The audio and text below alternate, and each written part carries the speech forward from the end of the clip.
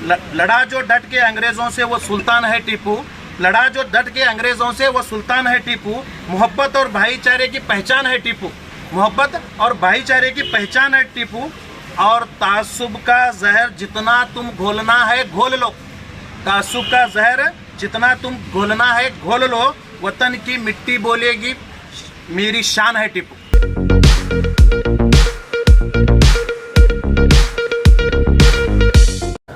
स्वागत है आप सभी का R1 न्यूज़ में। मैं आपके साथ वासंती कला।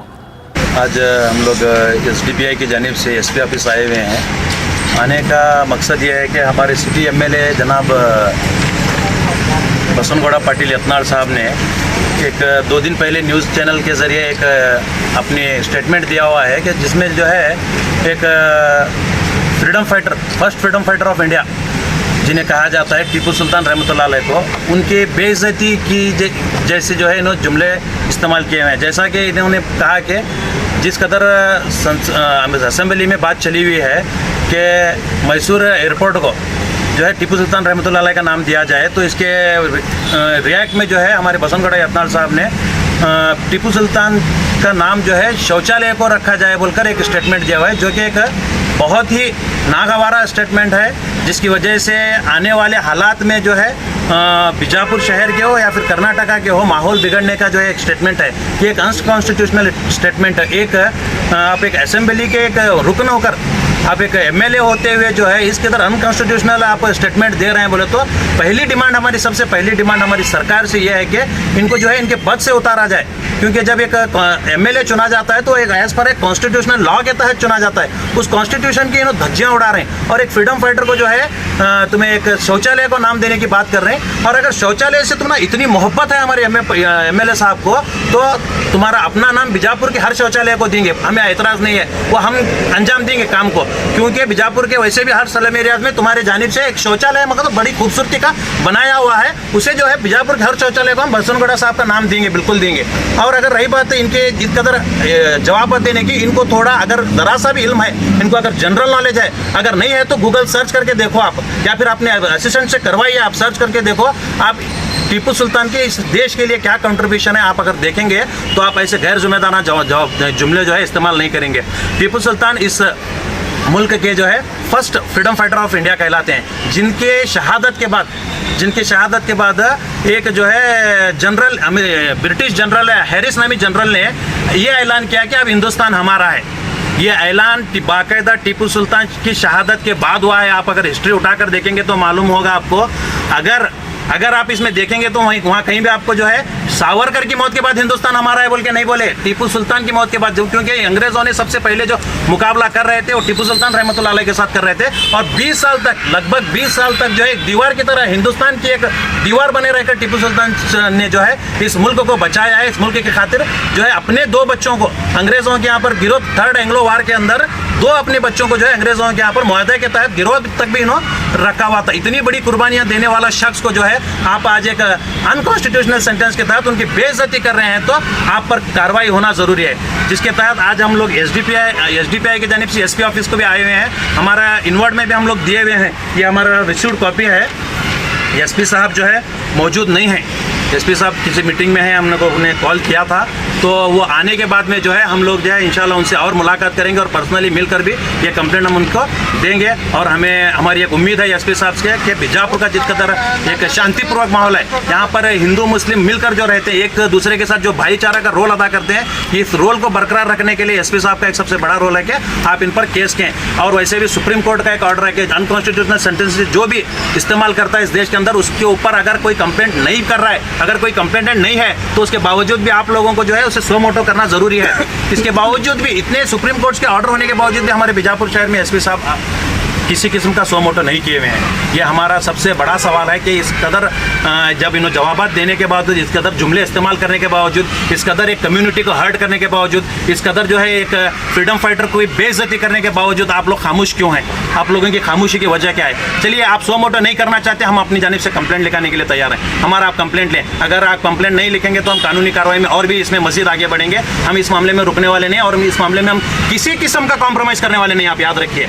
क्योंकि ये मामला सिर्फ टीपू सुल्तान रहमतुल्लाह अलैह के साथ साथ पूरी कम्युनिटी का और पूरे देश का है। इस कदर के जवाब आपके देश के माहौल को बिगाड़ सकते हैं, जिसका जिम्मेदार हमारे एमएलए यत्नाल साहब रहेंगे। अगर एक्शन नहीं लेंगे तो हमारा पुलिस डिपार्टमेंट रहेगा।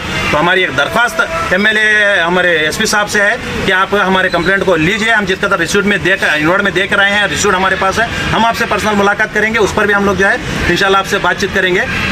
तो साथ ही साथ मैं कांग्रेस के लीडर्स को भी बताना चाहता हूँ कि इतना बेइज्जती होने के बावजूद, हमारे एक रोल मॉडल जिसे नौजवान मानते हैं, उनकी बेइज्जती करने के बावजूद भी जो है आप लोग खामोश क्यों हैं?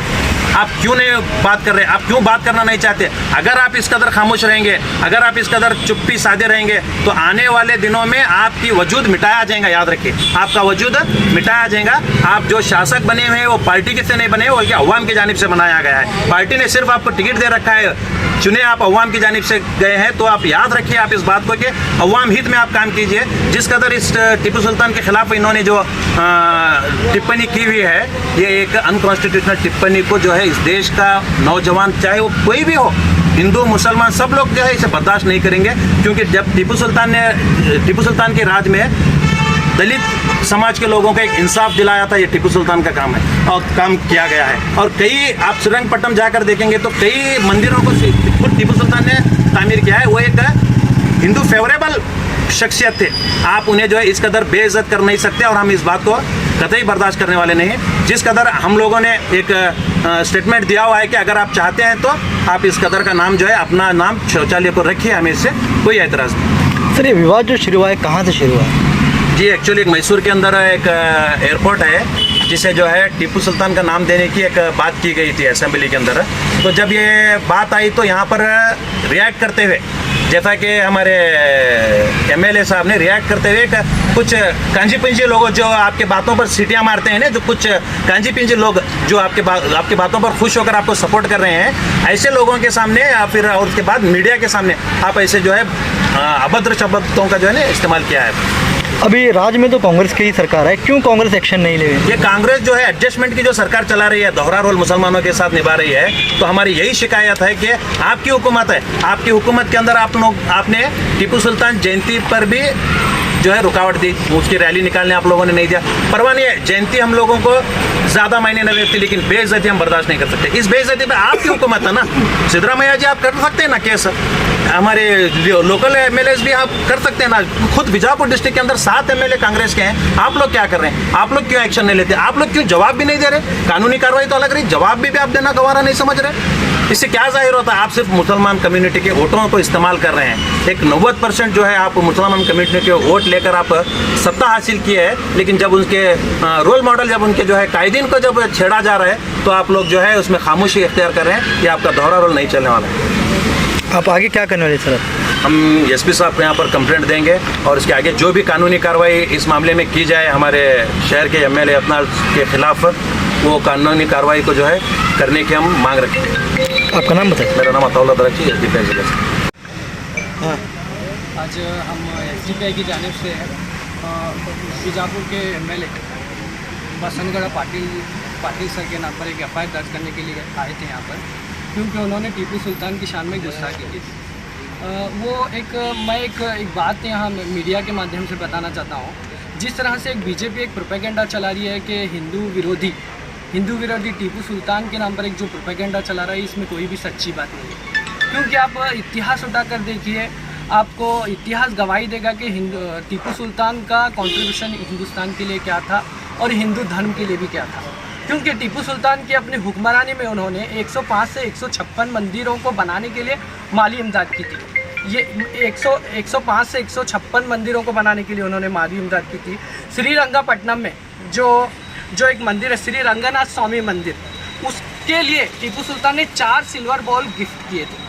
श्रीरंगपट्टनम में जो श्री रंगनाथ स्वामी मंदिर है श्रीरंगपट्टनम की, जब मराठा सेनाएं जब टीपू सुल्तान के ऊपर अटैक करने के लिए आई, तब मराठा सेनाएं क्या की, जाने के समय पर वो टीपू सुल्तान को तो हरा नहीं पाए, मगर हरा नहीं पाने की वजह से जाने के टाइम वो गुस्से की वजह से श्रीरंगपट्टनम की मंदिर को तोड़ दिया था उन्होंने, वहाँ के मठ को उन्होंने तोड़ दिया था। तो उस मठ को बनाने वाले कौन थे बोले तो टीपू सुल्तान रहमतुल्लाह अलैह थे।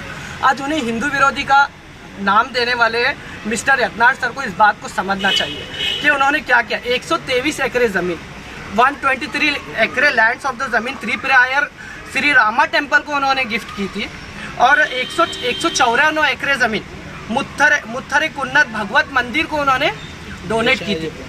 ये कंट्रीब्यूशन है टीपू सुल्तान का। और जब वार हो रहा था, बरतानिया की फौजें जब इनके पर वार कर रही थी तो एक मंदिर थी वेंकटरामन मंदिर, उसका एक पिलर था।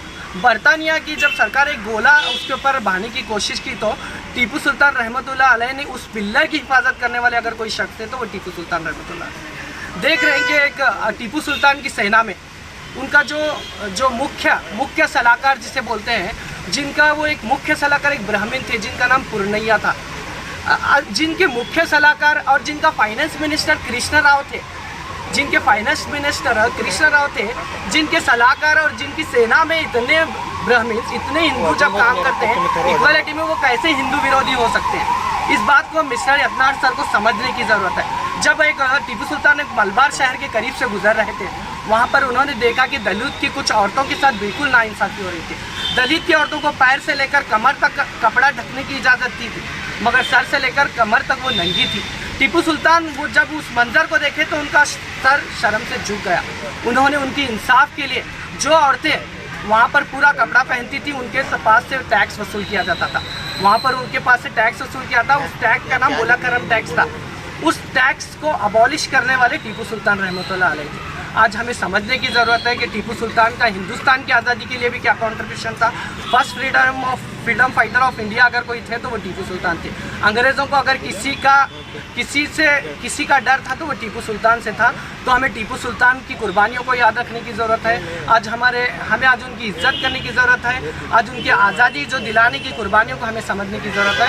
बस यही मैं आज आप यहाँ पर आज क्या करने हैं इस पे ऑफिस में? आज हम वही मिस्टर बसंतगौड़ा पाटिल सर पर हम कंप्लेंट देने के लिए आए थे, तो हमारी एसपी सर से तो मुलाकात नहीं हो सकी। क्या विषय में कंप्लेंट देने आए थे? विषय वही है कि वो जो मैसूर का जो एयरपोर्ट है उसे टीपू सुल्तान के नाम पर जो पूछने के बाद वो विभाग में उन्होंने टीपू सुल्तान का नाम शौचालय पर रखना बोल के इस तरह का स्टेटमेंट देने की वजह से हम यहाँ पर एक उनके ऊपर कंप्लेंट करने के लिए आए थे, क्योंकि वो सरासर जो स्टेटमेंट दिए हैं वो अनकॉन्स्टिट्यूशनल है। आपका नाम बताओ? अब्दुल मुनाफ पठान।